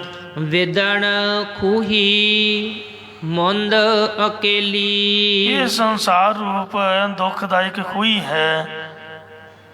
ਇੱਕ ਤਾਂ ਖੂਹ ਹੁੰਦਾ ਜਿਹਦੇ ਦੁਆਲੇ ਦੁਆਲੇ ਮੌਣ ਹੁੰਦੀ ਹੈ, ਯਾਨੀ ਕਿ ਬਾਉਂਡਰੀ ਹੁੰਦੀ ਹੈ, ਗੋਡੇ ਗੋਡੇ ਪੱਟ ਪੱਟ ਜੱਡੇ, ਫਿਰ ਉਹਦੇ 'ਤੇ ਫਿਰਕੀ ਲੱਗੀ ਹੁੰਦੀ ਹੈ। ਲੱਜ ਸੁੱਟ ਕੇ ਅਤੇ ਡੋਲੂ ਵਿੱਚ ਪਾ ਕੇ ਆਪਾਂ ਪਾਣੀ ਕੱਢ ਸਕਦੇ ਹਾਂ, ਉਹਨੂੰ ਪੀ ਸਕਦੇ ਹਾਂ, ਨਹਾ ਸਕਦੇ ਹਾਂ, ਧੋ ਸਕਦੇ ਹਾਂ। ਇੱਕ ਖੂਹੀ ਹੁੰਦੀ ਹੈ ਜਿਹੜੀ ਅੰਨੀ ਹੁੰਦੀ ਹੈ। ਜਿਹੜੇ ਤਾਂ ਲਾਗੇ ਬੰਨੇ ਵਾਲੇ ਉਹਨਾਂ ਨੂੰ ਤਾਂ ਪਤਾ ਹੁੰਦਾ, ਪਰ ਉਹ ਮੌਣ ਤੋਂ ਬਗੈਰ ਹੋਣ ਕਰਕੇ ਜੰਗਲ ਵੇਲਿਆਂ 'ਚ ਪਾਣੀ ਵੀ ਗੰਦਾ ਹੋ ਜਾਂਦਾ, ਕੀੜੇ ਕਰਮ ਪੈ ਜਾਂਦੇ, ਮਿੱਟੀ ਘੱਟਾ ਪੈ ਕੇ ਚਿੱਕੜ ਬਣ ਜਾਂਦਾ। ਜਿਹਨੂੰ ਨਾ ਪਤਾ ਹੋਵੇ ਉਹ ਵਿੱਚ ਡਿੱਗ ਕੇ ਦੁਖੀ ਹੁੰਦਾ। ਜਿਵੇਂ ਭਾਈ ਮੰਝ ਜੀ ਅੰਨੇ ਖੂਹ 'ਚ ਡਿੱਗ ਕੇ ਚਿੱਕੜ ਨਾਲ ਲਿਬੜ ਗਏ ਸਨ ਹਨੇਰੀ ਦੇ ਵਿੱਚ। ਉਹ ਮਹਾਰਾਜ ਨੂੰ ਯਾਦ ਕਰਦੇ ਲੱਕੜਾਂ ਦੀ ਪੰਡ ਸਿਰ 'ਤੇ ਖੜੇ ਸਨ। ਸਤਿਗੁਰੂ ਅਰਜਨ ਦੇਵ ਸਾਹਿਬ ਜੀ ਨੇ ਮੰਜੀ ਸਾਹਿਬ ਤੋਂ 5-6 ਕਿਲੋਮੀਟਰ ਦੌੜ ਕੇ ਭਾਈ ਮੰਝ ਜੀ ਨੂੰ ਕੱਢ ਕੇ ਬਚਾਇਆ। ਤਾਂ ਇਸ ਤਰ੍ਹਾਂ ਇਹ ਜਿਹੜੀ ਸੰਸਾਰ ਦੀ ਖੂਹੀ ਹੈ, ਇਹ ਅੰਨੀ ਖੂਹੀ ਹੈ। ਬੰਦਾ ਮੋਹ ਦੇ ਵਿੱਚ, ਬਾਲ ਬੱਚੇ ਘਰ ਵਾਲੀ ਦੇ ਮੋਹ 'ਚ ਅੰਨਾ ਹੋਇਆ ਪਿਆ, ਮਿੱਤਰਤਾ ਦੋਸਤੀ ਦੇ ਮੋਹ ਵਿੱਚ ਅੰਨਾ ਹੋਇਆ ਪਿਆ ਹੈ। ਜਿੱਥੇ ਮੈਂ ਅਗਿਆਤ ਜੋਬਨ ਵਾਲੀ ਮੁੰਦ ਇਸਤਰੀ ਇਕੱਲੀ ਹਾਂ। ਨਾ ਕੋ ਸਾਥੀ ਨਾ ਕੋ ਬੇਲੀ। ਇੱਥੇ ਨਾ ਹੀ ਕੋਈ ਮੇਰਾ ਸਾਥੀ ਮਿੱਤਰ ਹੈ ਤੇ ਨਾ ਹੀ ਪਰਲੋਕ ਵਿੱਚ ਕੋਈ ਬੇਲੀ ਸੱਜਣ ਹੈ। ਅੱਗੋਂ ਉੱਤਰ ਵਿੱਚ ਜੋ ਖਵਾਜਾ ਕੁਤਬਦੀਨ ਬਖਤਿਆਰ ਕਾਕੀ ਜੀ ਨੇ ਕਿਹਾ, ਉਹਨੂੰ ਫਰੀਦ ਜੀ ਆਪਣੀ ਬਾਣੀ ਦੁਆਰਾ ਕਥਨ ਕਰਦੇ ਹਨ। ਕਰ ਕਿਰਪਾ ਪ੍ਰਭ ਸਾਧ ਸੰਗ ਮੇਲੀ। ਹੇ ਸ਼ੇਖ ਫਰੀਦ, ਜਦ ਪਰਮੇਸ਼ਰ ਨੇ ਆਪਣੀ ਕਿਰਪਾ ਮਿਹਰ ਦੀ ਦ੍ਰਿਸ਼ਟੀ ਕਰਕੇ ਮੇਰੀ ਬਿਰਤੀ ਸਾਧ ਸੰਗਤ ਵਿੱਚ ਸ੍ਰੇਸ਼ਟ ਜਨਾਂ ਦੀ ਸੰਗਤ ਨਾਲ ਮਿਲਣਾ ਕੀਤੀ, ਜਿਹਨੂੰ ਰੱਬ ਨੇ ਮਿਲਣਾ ਹੋਵੇ। ਜਿਵੇਂ ਸੂਰਜ ਚੜ੍ਹਨ ਤੋਂ ਪਹਿਲਾਂ ਹੀ ਚਾਨਣ ਹੋ ਜਾਂਦਾ, ਅਜੇ ਸੂਰਜ ਚੜ੍ਹਿਆ ਤਾਂ ਹੈ ਨਹੀਂ, ਪਰ ਜਿਹੜਾ ਚਾਨਣ ਹੈ ਸੂਰਜ ਦੇ ਆਗਮਨ ਨੂੰ ਦਰਸਾ ਰਿਹਾ ਹੈ ਵੀ ਸੂਰਜ ਆ ਰਿਹਾ। ਇਹ ਚਾਨਣ ਸੂਰਜ ਦਾ ਹੀ ਹੈ। ਤੁਸੀਂ ਦੱਸੋ ਮੈਂ ਗਲਤ ਹਾਂ ਕਿ ਸਹੀ ਹਾਂ? ਜੇ ਮੈਂ ਸਹੀ ਹਾਂ ਤਾਂ ਜਿੰਨੀ ਵੀ ਸੰਗਤ ਗੁਰਦੁਆਰੇ ਬੈਠੀ ਹੈ, ਜੇ ਆਪਾਂ ਇਹਦੇ 'ਚ ਬੈਠੇ ਹਾਂ, ਸਾਨੂੰ ਮਹਾਰਾਜ ਨੇ ਮੌਕਾ ਦਿੱਤਾ ਹੈ, ਅਤੇ ਇਹ ਜਿਹੜੀ ਸਾਧ ਸੰਗਤ ਹੈ ਇਹ ਸੱਚਖੰਡ ਦੀ ਡਿਉਢੀ ਆਖੀ ਹੈ ਭਾਈ ਗੁਰਦਾਸ ਸਾਹਿਬ ਜੀ ਨੇ। ਭਾਈ ਗੁਰਦਾਸ ਸਾਹਿਬ ਜੀ ਨਾਲੋਂ ਤਾਂ ਦੁਨੀਆ 'ਚ ਕੋਈ ਵੱਡਾ ਨਹੀਂ। ਸਭ ਤੋਂ ਸਿਆਣੇ ਕਥਾਵਾਚਕ ਭਾਈ ਗੁਰਦਾਸ ਜੀ ਹਨ। ਭਾਈ ਸਾਹਿਬ ਨੇ ਆਖਿਆ ਸਾਧ ਸੰਗਤ ਸੱਚਖੰਡ ਹੈ। ਜਿਹੜੀ ਡਿਉਢੀ ਹੁੰਦੀ ਹੈ ਗੁਰਦੁਆਰੇ ਦੀ ਦਰਸ਼ਨੀ ਡਿਉਢੀ, ਗੁਰਦੁਆਰੇ ਤੋਂ ਵੱਖਰੀ ਤਾਂ ਹੈ ਨਹੀਂ। ਬੰਦਾ ਡਿਉਢੀ 'ਚ ਪਹੁੰਚ ਗਿਆ ਤੇ ਸਮਝ ਲਓ ਗੁਰਦੁਆਰੇ ਹੀ ਆ ਗਿਆ। ਇਹ ਗੱਲ ਵੱਖਰੀ ਹੈ ਵੀ ਜੇ ਆਪਾਂ ਪਛਾਣ ਨੂੰ ਵੇਖਾਂਗੇ, ਧਿਆਨ ਮਗਰਲੇ ਪਾਸੇ ਰੱਖਾਂਗੇ ਤਾਂ ਬਾਹਰ ਬਾਜ਼ਾਰ 'ਚ ਨਿਕਲ ਜਾਵਾਂਗੇ। ਆ ਗਾਜਰ ਮੂਲੀਆਂ ਵਾਲੇ ਤਾਂ ਬਥੇਰੇ ਆਵਾਜ਼ਾਂ ਦਿੰਦੇ ਨੇ, ਉਹ ਤਾਂ ਆਪਾਂ ਬਾਅਦ 'ਚ ਵੀ ਲੈ ਸਕਦੇ ਹਾਂ। ਜਿੱਧਰ ਨੂੰ ਆਏ ਉੱਧਰ ਨੂੰ ਮੱਥਾ ਟੇਕੋ। ਜੇ ਧਿਆਨ ਮਗਰ ਨੂੰ ਹੋ ਗਿਆ, ਪਿੱਛੇ ਨੂੰ ਨਿਕਲ ਗਿਆ, ਫਿਰ ਤਾਂ ਗਿਆ। ਜੇ ਧਿਆਨ ਕੀਰਤਨ ਵੱਲ ਹੋ ਗਿਆ, ਪਿਆਸਾ ਦੀ ਵਾਰ ਦਾ ਭੋਗ ਪੈ ਜਾਊਗਾ ਜਾਂ ਆਰਤੀ ਸਮਾਪਤ ਨਾ ਹੋ ਜਾਏ, ਜਾ ਕੇ ਸ਼ਬਦ ਇੱਕ ਹੀ ਸੁਣੀਏ ਭਾਵੇਂ, ਫਿਰ ਆਪਾਂ ਪਹੁੰਚ ਜਾਵਾਂਗੇ। ਇਉਂ ਸਾਧ ਸੰਗਤ ਸੱਚਖੰਡ ਹੈ, ਆਏ ਝਰੋਖੇ ਖੋਲ੍ਹੈ ਬਾਰੀ। ਝਰੋਖੇ ਤੇ ਬਾਰੀਆਂ ਖੋਲ੍ਹ ਕੇ ਇਹਦੇ 'ਚ ਬੈਠੀਏ ਭਾਈ, ਐ ਆਪਣੇ ਕੰਨ ਨੱਕ ਮੂੰਹ ਚੰਗੀ ਤਰ੍ਹਾਂ ਖੋਲ੍ਹ ਕੇ। ਜੇ ਬੂਹੇ ਬਾਰੀਆਂ ਹੀ ਬੰਦ ਕੀਤੀਆਂ ਰੱਖੀਆਂ ਤੇ ਦੱਸੋ ਘਰ 'ਚ ਆਉਣਾ ਕਿਸੇ ਨੇ ਕੀ ਹੈ। ਜੇ ਮਹਾਰਾਜ ਨੂੰ ਆਪਾਂ ਉਡੀਕ ਰਹੇ ਹਾਂ ਤੇ ਝਰੋਖੇ ਤਾਂ ਖੋਲ੍ਹੀਏ, ਉਡੀਕ ਤਾਂ ਰੱਖੀਏ, ਤਾਂ ਹੀ ਪਤੀ ਘਰ ਆਊਗਾ। ਜੇ ਕੁੰਡਾ ਮਾਰ ਕੇ ਸੌਂ ਗਏ, ਆਵਾਜ਼ਾਂ ਮਾਰ ਮਾਰ ਕੇ ਬੰਦਾ ਹੰਮ ਗਿਆ, ਫਿਰ ਤੇ ਉਹਨੇ ਕੀ ਅੰਦਰ ਆਉਣਾ ਹੈ। ਤੋ ਇਸ ਤਰ੍ਹਾਂ ਸੰਗਤ ਦੇ ਵਿੱਚ ਸੱਚਖੰਡ ਬਣਿਆ ਹੋਇਆ, ਝਰੋਖੇ ਬਾਰੀਆਂ ਖੋਲ੍ਹ ਕੇ ਇੱਥੇ ਬੈਠੀ ਹੈ। ਇਹ ਵਾਹਿਗੁਰੂ ਜੀ ਦੇ ਆਗਮਨ ਦੀ ਇਹ ਉਮੀਦ ਹੈ ਕਿ ਮਹਾਰਾਜ ਸਾਨੂੰ ਮਿਲੇਗਾ, ਦਰਸ਼ਨ ਹੋਣਗੇ, ਪ੍ਰਾਪਤੀ ਹੋਊਗੀ। ਆਪਾਂ ਜਾਂਦੇ ਨਹੀਂ ਕਦੇ। ਜੇ ਸੰਗਤ 'ਚ ਬੰਦਾ ਮਰ ਵੀ ਗਿਆ ਤਾਂ ਸੱਚੀ ਗੱਲ ਜੇ ਇੱਥੇ ਹੀ ਆਊਗਾ, ਕਿਤੇ ਹੋਰ ਨਰਕਾਂ ਸਵਰਗਾਂ 'ਚ ਜਾਂ ਇੱਧਰ ਉੱਧਰ ਜੂਨਾਂ 'ਚ ਨਹੀਂ ਜਾਂਦਾ। ਮਹਾਰਾਜ ਸੰਗਤ ਦੇ ਪੈਰਾਂ ਪਿੱਛੇ ਬਖਸ਼ ਲੈਂਦੇ। ਜੇ ਆਹ ਜਨਮ ਨਹੀਂ ਤਾਂ ਅਗਲਾ ਜਨਮ ਸਹੀ, ਅਗਲਾ ਵੀ ਨਹੀਂ ਤਾਂ ਉਹ ਤੋਂ ਅਗਲਾ ਸਹੀ। ਇਹ ਤਾਂ ਹੁਣ ਮਹਾਰਾਜ ਦੀ ਮੌਜ ਹੈ ਨਾ। ਪਰ ਸੰਗਤ 'ਚ ਮਿਲਿਆ ਬੰਦਾ ਕਿਤੇ ਇੱਧਰ ਉੱਧਰ ਜੂਨਾਂ 'ਚ ਨਹੀਂ ਭਟਕਦਾ, ਉਹ ਸੰਗਤ 'ਚ ਹੀ ਆਊਗਾ। ਕਰ ਕਿਰਪਾ ਵਾਹਿਗੁਰੂ, ਕਿਰਪਾ ਕਰੇ ਜਿਸ ਪਾਰ ਬ੍ਰਹਮ ਹੋਵੇ ਸਾਧੂ ਸੰਗ। ਜਿਉਂ ਜਿਉਂ ਉਹ ਵਧਾਈ ਹੈ, ਤਿਉਂ ਤਿਉਂ ਹਰਸਿਉ ਰੰਗ। ਇਉਂ ਕਰ ਕਿਰਪਾ ਪ੍ਰਭ, ਪ੍ਰਭੂ ਨੇ ਜਿਹਦੇ 'ਤੇ ਕਿਰਪਾ ਕੀਤੀ ਹੈ, ਸਾਧ ਸੰਗ ਮੇਲੇ। ਆਪਦੀ ਪ੍ਰਾਪਤੀ ਤੋਂ ਪਹਿਲਾਂ ਉਹ ਆਪਦੇ ਸੰਤਾਂ ਨੂੰ ਮਿਲਦਾ ਹੈ, ਸੰਗਤ ਵਿੱਚ ਮਿਲਦਾ। ਸਮਝ ਲਓ ਕਿ ਮਹਾਰਾਜ ਖੁਸ਼ ਹੈ। ਜਿਹਦੇ 'ਤੇ ਖੁਸ਼ ਹੋਵੇ ਉਹਨੂੰ ਕੀ ਗਿਫਟ ਦਿੰਦਾ? ਇਹ ਗੋਡ ਗਿਫਟ ਹੈ ਜੋ ਸੰਤਾਂ ਵੱਲੋਂ ਪ੍ਰਾਪਤ ਹੋਇਆ ਹੈ। ਕਿਹੜਾ ਹੈ? ਮਹਾਰਾਜ ਕਹਿੰਦੇ ਪਾਰ ਬ੍ਰਹਮ ਹੋਇਆ ਸਹਾਈ, ਕਥਾ ਕੀਰਤਨ ਸੁਖਦਾਈ। ਆ ਕਥਾ ਤੇ ਕੀਰਤਨ ਜੋ ਸੁਖ ਦੇਣ ਵਾਲਾ ਪ੍ਰਾਪਤ ਹੋਇਆ ਸੰਗਤ ਵਿੱਚ, ਇਹੀ ਤਾਂ ਗੋਡ ਗਿਫਟ। ਸਾਧ ਸੰਗ ਮੇਲੀ, ਸ੍ਰੇਸ਼ਟ ਮਹਾਂਪੁਰਖਾਂ ਦੀ ਸੰਗਤ ਦੇ ਨਾਲ ਸਾਨੂੰ ਮਿਲਣਾ ਕੀਤਾ ਹੈ। ਜਾ ਫਿਰ ਦੇਖਾ, ਫਿਰ ਜਦ ਸੰਸਾਰ ਤੋਂ ਉਲਟ ਕੇ ਵੇਖਿਆ, ਤਾ ਮੇਰਾ ਅਲਹੋ ਬੇਲੀ। ਤਾਂ ਮੈਨੂੰ ਮੇਰਾ ਅੱਲਾ ਪਵਿੱਤਰ ਰੂਪ ਪਰਮਾਤਮਾ ਹੀ ਲੋਕ ਪਰਲੋਕ ਦੇ ਵਿੱਚ ਮਿੱਤਰ ਸਹਾਇਕ ਦਿਸਿਆ ਹੈ। ਵਾਟ ਹਮਾਰੀ, ਜਿਹੜੀ ਸਾਡੀ ਫਕੀਰਾਂ ਦੀ ਘਾਲਣਾ ਜੋਦੜੀਆਂ ਵਾਲੀ ਵਾਟ, ਰਸਤਾ ਪਗਡੰਡੀ ਹੈ। ਖਰੀ ਉਡੀਣੀ, ਇਹ ਬਹੁਤ ਹੀ ਉਦਾਸੀਨਤਾ ਵਾਲੀ ਭਾਵ ਦੁਖਦਾਈ ਹੈ, ਕੋਈ ਸੌਖਾ ਰਸਤਾ ਨਹੀਂ ਹੈ। ਸਿਲ ਜੋਗ ਅਲੂਣੀ ਛੱਟੀ ਹੈ, ਪੱਥਰ ਦੇ ਉੱਪਰ ਜ਼ਬਾਨ ਘਸਾਈ ਜਾਓ, ਨਾ ਮਿੱਠਾ ਤੇ ਨਾ ਖੱਟਾ ਤੇ ਨਾ ਲੂਣਾ। ਪੱਥਰ ਤਾਂ ਪੱਥਰ ਹੀ ਹੈ, ਬਕ ਬਕਾ ਜਿਹਾ ਸਵਾਦ ਆਉਂਦਾ। ਜਿਵੇਂ ਜਿਹੜਾ ਫਲ ਕੱਚਾ ਹੋਵੇ ਉਹ ਖਾਂਦਿਆਂ ਹੀ ਉਲਟੀ ਜਿਹੀ ਆਉਂਦੀ, ਇਉਂ ਪਹਿਲਾਂ ਤਾਂ ਇਸ ਤਰ੍ਹਾਂ ਹੀ ਹੁੰਦਾ ਹੈ। ਇਹ ਜਿਹੜਾ ਰਸਤਾ ਸੌਖਾ ਨਹੀਂ ਹੈ। ਵੇਖਣ ਨੂੰ ਜਾਪਦਾ ਵੀ ਕੱਪੜਾ ਮੈਲਾ ਨਹੀਂ ਹੁੰਦਾ, ਚਿੱਟੇ ਕੱਪੜੇ ਨੇ, ਖਾਣਾ ਪੀਣਾ ਦੇਸੀ ਘਿਓ ਦਾ ਹੈ। ਤੇ ਪਰ ਜਦ ਇਸ ਰਸਤੇ 'ਤੇ ਤੁਰੀਏ ਫਿਰ ਪਤਾ ਚੱਲਦਾ ਹੈ ਕਿ ਰਸਤਾ ਕਿੰਨਾ ਔਖਾ ਹੈ। ਤੋ ਇਸ ਲਈ ਫਰੀਦ ਸਾਹਿਬ ਨੇ ਬਿਆਨ ਕੀਤਾ ਹੈ, ਕਹਿੰਦੇ ਫਰੀਦਾ ਦਰ ਦਰਵੇਸੀ ਗਾਖੜੀ। ਵਾਹਿਗੁਰੂ ਜੀ ਦੇ ਦਰ ਦੀ ਜਿਹੜੀ ਦਰਵੇਸੀ ਫਕੀਰੀ ਕਰਨੀ ਹੈ, ਇਹ ਗਾਖੜੀ ਔਖੀ ਬੜੀ ਹੈ। ਮਾਤਾ ਨਿਰੰਜਨ ਕੌਰ, ਸੰਤ ਗਿਆਨੀ ਕਰਤਾਰ ਸਿੰਘ ਜੀ ਖਾਲਸਾ ਭਿੰਡਰਾਂ ਵਾਲਿਆਂ ਦੀ ਧਰਮ ਸੁਪਤਨੀ, ਅਰ ਸ਼ਹੀਦ ਭਾਈ ਅਮਰੀਕ ਸਿੰਘ ਦੀ ਮਾਂ, ਤੇ ਮਨਜੀਤ ਸਿੰਘ ਅਜੇ ਚੜ੍ਹਦੀ ਕਲਾ ਵਿੱਚ ਨੇ, ਉਹ ਅਕਾਲੀ ਦਲ ਦੇ ਵਿੱਚ ਅਹੁਦੇਦਾਰ ਹਨ, ਖੇਮਕਰਨ ਇਲਾਕੇ ਦੇ। ਮੇਰਾ ਸੁਭਾਅ ਹੈ ਮੈਂ ਜਦ ਵੀ ਕਿਸੇ ਕੋਲ ਬੈਠਾ ਤੇ ਗੱਲਬਾਤ ਜ਼ਰੂਰ ਸੁਣੀਂਦੀ ਹੈ। ਮੈਂ ਕਿਹਾ ਵੀ ਮਾਤਾ ਕੋਈ ਗੱਲ ਹੀ ਸੁਣਾ। ਤੇ ਮਹਾਂਪੁਰਖਾਂ ਨਾਲ ਮੁਕਤਸਰ ਸਾਹਿਬ ਦੀ ਗੱਲ ਹੈ, ਉਹ ਸਾਡਾ ਪ੍ਰਸ਼ਾਦਾ ਪਕਾ ਰਹੀ ਸੀ। ਕਹਿੰਦੀ ਵੀ ਇਹੀ ਤੈਨੂੰ ਰੋਟੀ ਦੀ ਗੱਲ ਸੁਣਾਉਣੀ ਹੈ, ਜਦੋਂ ਵੀ ਅਮਰੀਕ ਸੋਹਣੇ ਆਉਣਾ ਕਹਿਣਾ ਵੀ ਮਾਤਾ ਕੋਈ ਸਬਜ਼ੀ ਭਾਜੀ ਬਣਾ। ਦਾਲ ਖਾ ਖਾ ਕੇ ਤਾਂ ਮਨ ਅੱਕਿਆ ਪਿਆ। ਮੂੰਗੀ ਦੀ ਦਾਲ ਮਿਲਦੀ ਆ, ਕਦੀ ਲੂਣ ਨਹੀਂ ਹੁੰਦਾ, ਕਦੀ ਮਿਰਚ ਜ਼ਿਆਦਾ ਹੁੰਦੀ, ਕਦੀ ਕੁਛ ਕਦੀ ਕੁਛ।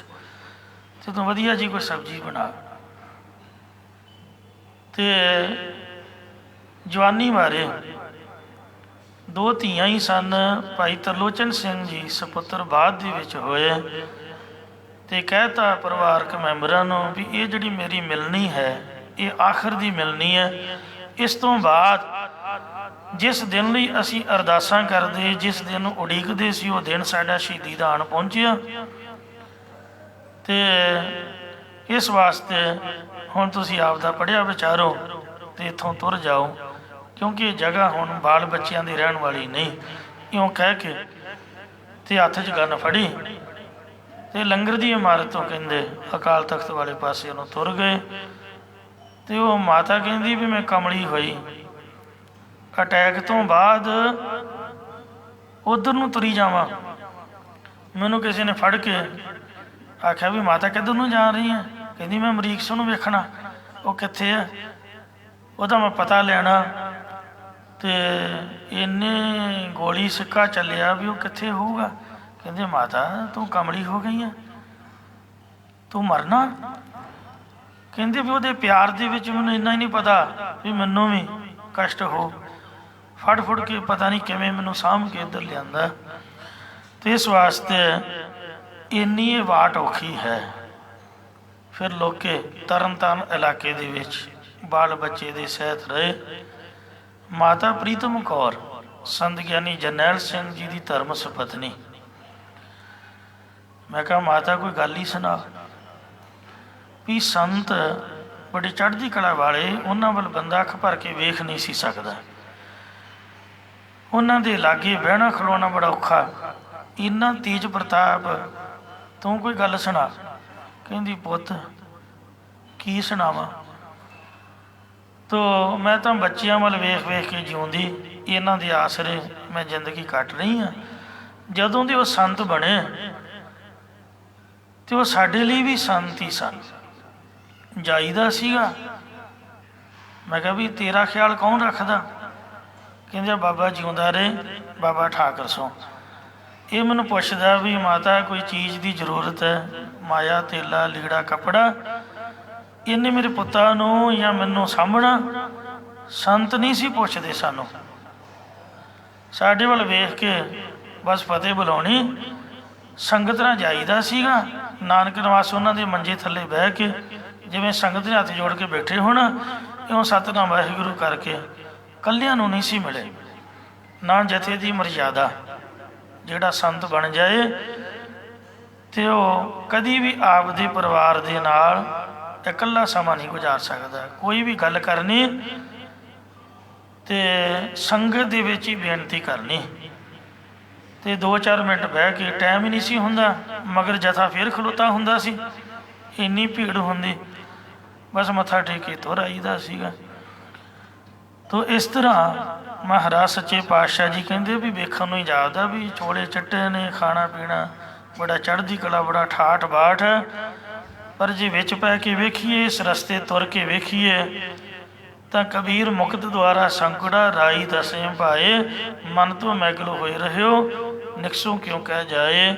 ਕਬੀਰ ਕਸੌਟੀ ਰਾਮ ਕੀ ਝੂਠਾ ਟਿਕੈ ਨ ਕੋਏ, ਰਾਮ ਕਸੌਟੀ ਸੋ ਸਹੈ ਜੋ ਮਰ ਜੀਵਾ ਹੋਏ।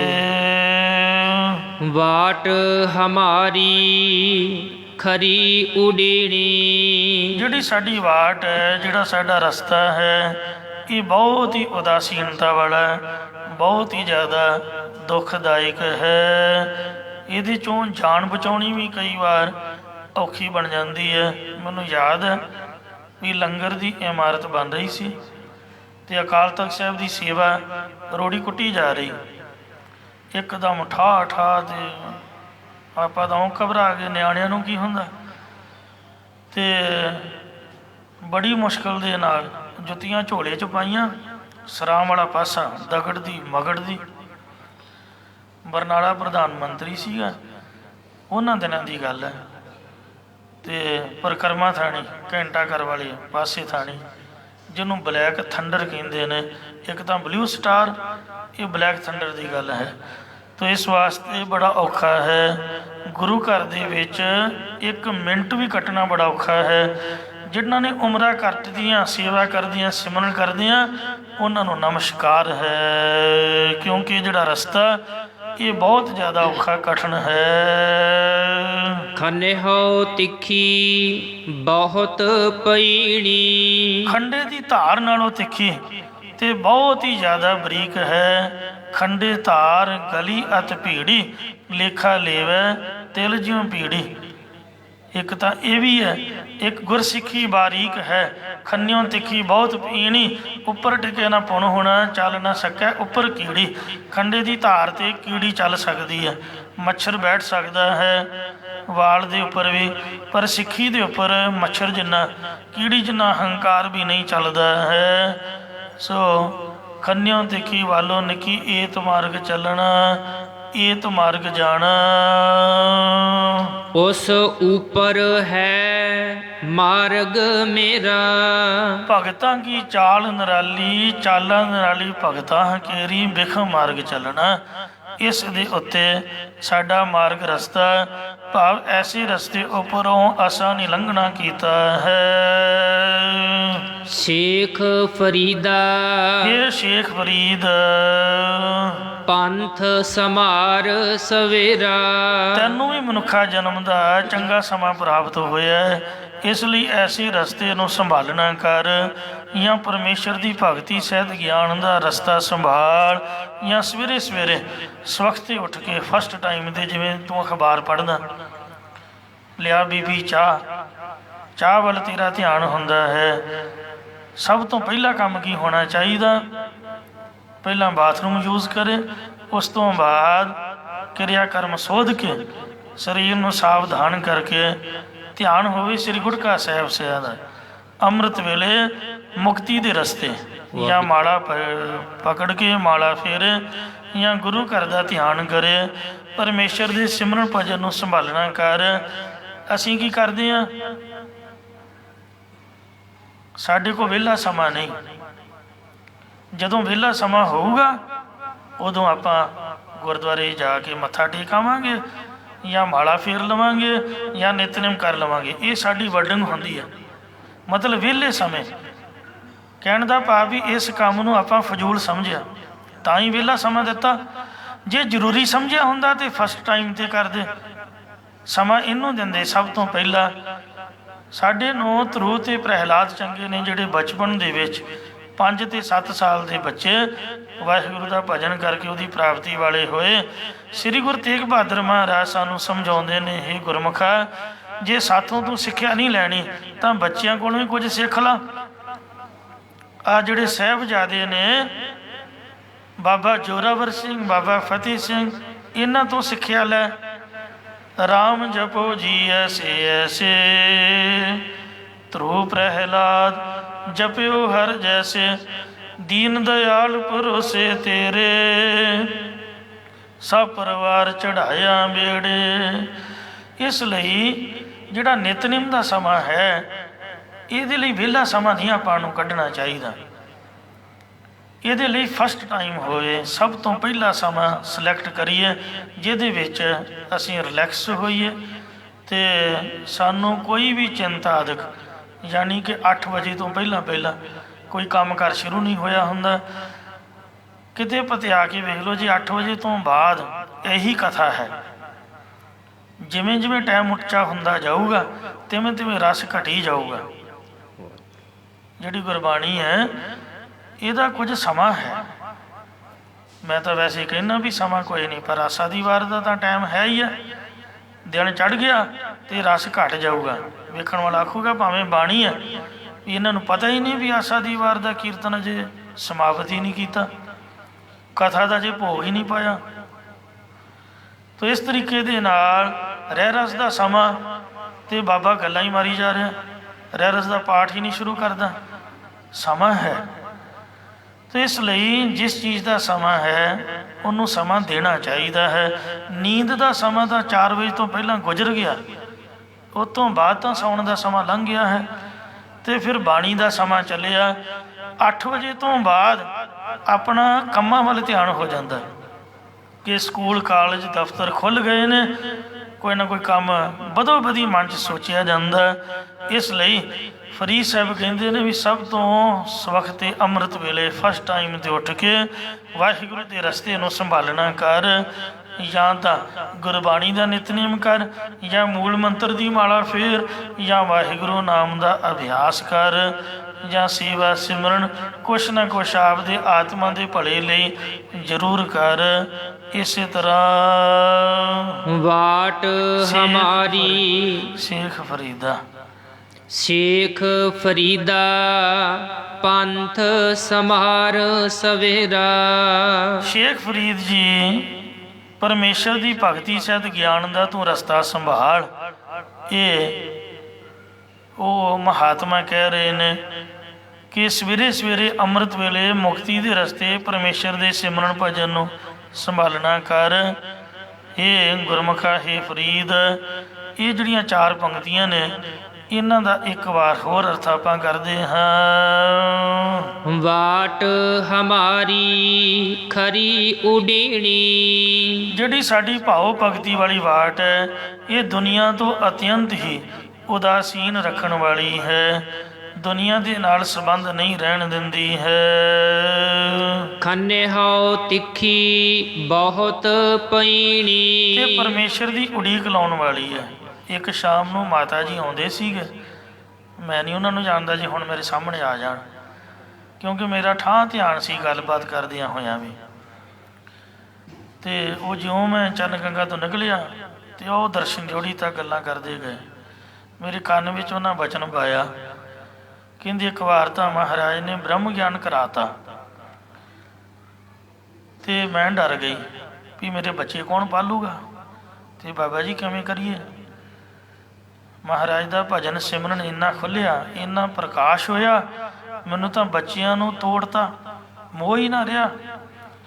ਫਿਰ ਮੈਂ ਨਿਆਣਿਆਂ ਦਾ ਧਿਆਨ ਕੀਤਾ ਵੀ ਨਿੱਕੇ ਨਿੱਕੇ ਕੌਣ ਸੰਭਾਲੂਗਾ। ਫਿਰ ਮੈਂ ਮਹਾਰਾਜ ਨੂੰ ਆਖਿਆ ਵੀ ਸੱਚਿਆ ਪਾਤਸ਼ਾਹ ਵੀ ਆਪਦੀ ਚੀਜ਼ ਤੋਂ ਵਾਪਸ ਲੈ ਲਾ, ਵੀ ਮੈਂ ਤਾਂ ਬੱਚਿਆਂ ਨੂੰ ਪਾਲਣਾ ਹੈ। ਮੈਂ ਕਿਹਾ ਮਾਤਾ ਤੂੰ ਧੰਨ, ਲਿਆ ਤੇਰੇ ਪੈਰ ਕਿੱਥੇ ਨੇ, ਮੱਥਾ ਟੇਕੀਏ, ਸਾਨੂੰ ਵੀ ਕੋਈ ਕਿਣਕਾ ਦੇ ਦੇ, ਅਸੀਂ ਤਾਂ ਲੱਭਦੇ ਹਾਂ ਇਹਨਾਂ ਚੀਜ਼ਾਂ ਨੂੰ। ਤੇ ਜਿਹਨੂੰ ਵੇਖੋ ਕੀਮਤ ਦਾ ਪਤਾ ਨਹੀਂ, ਰੱਬ ਨੇ ਉਹਨੂੰ ਦੇਤੀ ਤੇ ਉਹ ਕਹਿੰਦੀ ਤੂੰ ਵਾਪਸ ਲੈ ਲਾ, ਜਿਹੜਾ ਲੱਭਦਾ ਉਹਨੂੰ ਮਿਲਦੀ ਨਹੀਂ। ਇੰਨੀ ਬਖਸ਼ਿਸ਼ ਗੁਰੂ ਘਰ ਦੀ ਮਹਾਨ ਹੈ। ਪਤਾ ਨਹੀਂ ਉਹਨੇ ਕਿਹੜੇ ਵੇਲੇ ਤੇ ਕਿਹਦੇ ਤੇ ਕਰ ਦੇਣੀ, ਜ਼ਰੂਰੀ ਨਹੀਂ ਵੀ ਕਿਸੇ ਬਾਬੇ ਦੀ ਕਰਨੀ ਹੈ। ਬਾਲ ਬੱਚੇਦਾਰ ਗ੍ਰਸਤੀ ਮੋਹ 'ਚ ਫਸੇ ਤੇ ਵੀ ਕਿਰਪਾ ਹੋ ਸਕਦੀ ਹੈ। ਇਹ ਤਾਂ ਉਹਦੀ ਦਾਤ ਹੈ। ਦਾਤ ਹੈ, ਦਾਤ ਰੱਖੀ ਹੱਥ ਆਪਣਾ, ਜਿਸ ਭਾਵ ਹੈ ਤਿਸ ਦੇ। ਅੱਜ ਗੁਰਮੁਖ ਨਹੀਂ ਆਏ। ਉਹ ਗੁਰਮੁਖ ਕਿਸੇ ਸਰਦਾਰ ਕੋਲ ਡਰਾਈਵਰੀ ਤੇ ਲੱਗੇ, ਕਹਿੰਦੇ ਉਹ ਸਰਦਾਰ ਨੇ ਬਚਨ ਸੁਣਾਇਆ ਵੀ ਇੱਕ ਵਾਰ ਮਹਾਰਾਜ ਨੇ ਬ੍ਰਹਮ ਗਿਆਨੀ ਬਣਾਤਾ ਤੇ ਮੁੜ ਕੇ ਪਤਾ ਨਹੀਂ ਕੀ ਹੋਇਆ, ਦੁਨੀਆ ਨੂੰ ਤੋੜ ਕੇ ਤੇ ਫਿਰ ਆਪਦੀ ਚੀਜ਼ ਵਸਤੂ ਵਾਪਸ ਲੈ ਲਈ। ਮਨ ਨੇ ਪਤਾ ਨਹੀਂ ਕੀ ਸੋਚਿਆ ਤੇ ਕਰੋੜਾਂ ਰੁਪਈਆ, ਕਿਸੇ ਚੀਜ਼ ਦੀ ਕੋਈ ਘਾਟ ਨਹੀਂ। ਸਰਕਾਰੀ ਠੇਕੇਦਾਰ ਟੈਂਡਰ ਲੈਂਦੇ ਤੇ ਵੇਈ ਤੇ ਮਿੱਟੀ ਪਾਉਣ ਦੀ ਉਦੋਂ ਉਹਨਾਂ ਦੀ ਠੇਕੇ ਦੀ ਸੇਵਾ ਚੱਲ ਰਹੀ ਸੀ। ਜਦੋਂ ਕਹਿੰਦੇ ਬਚਨ ਸੁਣਾਇਆ ਤੇ ਹੈ ਸਰਕਾਰੀ ਅਹੁਦੇਦਾਰ ਰਿਟਾਇਰ ਹੋਏ, ਮੋਹ ਮਾਇਆ ਦੇ ਵਿੱਚ ਜਿਵੇਂ ਕੋਈ ਬੰਦਾ ਫਸਿਆ ਹੁੰਦਾ। ਇਉਂ ਪਰਮਾਤਮਾ ਦੀ ਜਿਹੜੀ ਦਾਤ ਹੈ, ਸੋ ਉਹਦੀ ਬਖਸ਼ਿਸ਼ ਬੜੀ ਮਹਾਨ ਤੇ ਪਤਾ ਨਹੀਂ ਕਿਹਨੂੰ ਹੋ ਜਾਣੀ। ਪਰ ਹੈ ਇਹ ਜਿਹੜੀ ਬਾਹਟ ਹੈ ਬੜੀ ਉਡੀਕ ਵਾਲੀ ਤੇ ਦੁਨੀਆ ਤੋਂ ਉਦਾਸ ਰੱਖਣ ਵਾਲੀ, ਪ੍ਰੇਮਾ ਭਗਤੀ ਵਾਲੀ ਬੜੀ ਔਖੀ ਹੈ। ਉਸ ਉੱਪਰ ਹੈ ਮਾਰਗ ਮੇਰਾ। ਖਾਨਿਓ ਦੇਖੀ ਖੰਨੇ ਹਉ ਤਿੱਖੀ ਬਹੁਤ ਪਈਣੀ। ਇਹ ਭਾਵ ਭਗਤੀ ਦੀ ਵਾਟ ਖੰਡੇ ਨਾਲੋਂ ਵੀ ਤਿੱਖੀ। ਭਾਵ ਮਾਣ ਨਹੀਂ ਕਰਨਾ, ਮੋਹ ਨਹੀਂ ਕਰਨਾ, ਮੇਰ ਤੇ ਰਾਧਿਕ ਤਿਆਗਣੀ ਪੈਂਦੀ ਹੈ ਜੋ ਅਸੀਂ ਤਿਆਗ ਨਹੀਂ ਸਕਦੇ। ਇਹ ਬਹੁਤ ਬਰੀਕ ਦੇਹ ਮਾਨ ਵੱਲੋਂ ਰਹਿਤ ਹੋ ਕੇ ਸੂਖਮ ਬਿਰਤੀ ਬ੍ਰਹਮਾਕਾਰ ਕਰਨੀ ਪੈਂਦੀ ਹੈ। ਉਸ ਉੱਪਰ ਹੈ ਮਾਰਗ ਮੇਰਾ। ਜਿਹੜਾ ਮੇਰਾ ਰਸਤਾ ਹੈ ਇਹ ਸੰਸਾਰ ਤੋਂ ਉੱਪਰ ਹੋ ਕੇ ਭਗਤੀ ਸਹਿਤ ਗਿਆਨ ਵਾਲਾ ਰਸਤਾ ਹੈ। ਦੁਨੀਆ ਦੇ ਨਾਲੋਂ ਅਲੱਗ ਹੀ ਪੁਰੀ ਹੈ ਜਿਹੜੀ ਬੇਗਮਪੁਰਾ ਸ਼ਹਿਰ ਕੋ ਨਾਉ ਰਵਿਦਾਸ ਜੀ ਨੇ ਆਖਿਆ ਹੈ। ਸ਼ੇਖ ਫਰੀਦਾ ਇਹ ਸ਼ੇਖ ਫਰੀਦ ਪੰਥ ਸਮਾਰ ਸਵੇਰਾ। ਤੂੰ ਵੀ ਇਹ ਭਗਤੀ ਸਹਿਤ ਗਿਆਨ ਦੇ ਰਸਤੇ ਨੂੰ ਸ਼ੀਘਰ ਹੀ ਸੰਭਾਲਣਾ ਕਰ। ਇਸ ਰਸਤੇ ਨੂੰ ਸੰਭਾਲ ਕੇ ਚੱਲ। ਜੇ ਦਾਤ ਮਿਲੀ ਹੈ ਤੇ ਕਿਤੇ ਸੁੱਟ ਨਾ ਦੇਈ, ਐਵੇਂ ਨਾ ਗਵਾ ਦੇਈ। ਆਪਦੇ ਜੀਵਨ ਨੂੰ ਸੰਭਾਲ ਕੇ ਸੰਵਾਰ ਲੈਣਾ ਕਰ। ਅੰਮ੍ਰਿਤ ਵੇਲੇ ਉੱਠ ਕੇ ਮਹਾਰਾਜ ਦਾ ਨਾਮ ਜਪਿਆ ਕਰ। ਬੰਦੇ ਖੋਜ ਦਿਲ ਹਰ ਰੋਜ਼ ਡੇਲੀ ਕਰੇਗਾ ਤਾਂ ਸਫਲਤਾ ਮਿਲੂਗੀ। ਤੇ ਜੇ ਕਦੀ ਕਰ ਲਿਆ ਕਦੀ ਨਾ ਕਰ ਲਿਆ, ਫਲ ਤਾਂ ਮਿਲਦਾ ਪਰ ਸਫਲਤਾ ਨਹੀਂ ਮਿਲਦੀ। ਬੰਦੇ ਖੋਜ ਦਿਲ ਹਰ ਰੋਜ਼ ਨਾ ਫਿਰ ਪਰੇਸ਼ਾਨੀ ਮਾਹੇ। ਫਿਰ ਪਰੇਸ਼ਾਨੀ 'ਚ ਨਹੀਂ ਪਏਗਾ। ਇੱਥੇ ਹੀ ਕਥਾ ਨੂੰ ਵਿਸ਼ਰਾਮ ਦਿੰਦੇ ਹੋਏ ਭੁੱਲਾਂ ਚੁੱਕਾਂ ਦੀ ਮਾਫੀ ਮੰਗਦੇ ਹਾਂ ਜੀ। ਔਰ ਸਤਿਗੁਰੂ ਦੇ ਚਰਨਾਂ 'ਚ ਅਰਦਾਸ ਕਰਦੇ ਹਾਂ ਉਪਦੇਸ਼ ਹਿਰਦੇ 'ਚ ਵਸ ਜਾਏ। ਵਾਟ ਹਮਾਰੀ ਖਰੀ ਉਡੀਣੀ ਖੰਨਿਓ ਤਿੱਖੀ ਬਹੁਤ ਪਈਣੀ। ਉਸ ਉੱਪਰ ਹੈ ਮਾਰਗ ਮੇਰਾ ਸ਼ੇਖ ਫਰੀਦ ਪੰਥ ਸਮਾਰ ਸਵੇਰਾ। ਵਾਹਿਗੁਰੂ ਜੀ ਕਾ ਖਾਲਸਾ ਵਾਹਿਗੁਰੂ ਜੀ ਕੀ ਫਤਿਹ। ਰਾਮ ਕਲੀ ਮਹੱਲਾ ਤੀਜਾ। ਆਨੰਦ ਇੱਕ ਓੰਕਾਰ ਸਤਿਗੁਰ ਪ੍ਰਸਾਦ। ਆਨੰਦ ਭਇਆ ਮੇਰੀ ਮਾਏ ਸਤਿਗੁਰੂ ਮੈਂ ਪਾਇਆ। ਸਤਿਗੁਰ ਤਾਂ ਪਾਇਆ ਸਹਿਜ ਸੇਤੀ। ਮਨ ਵਜੀਆ ਵਾ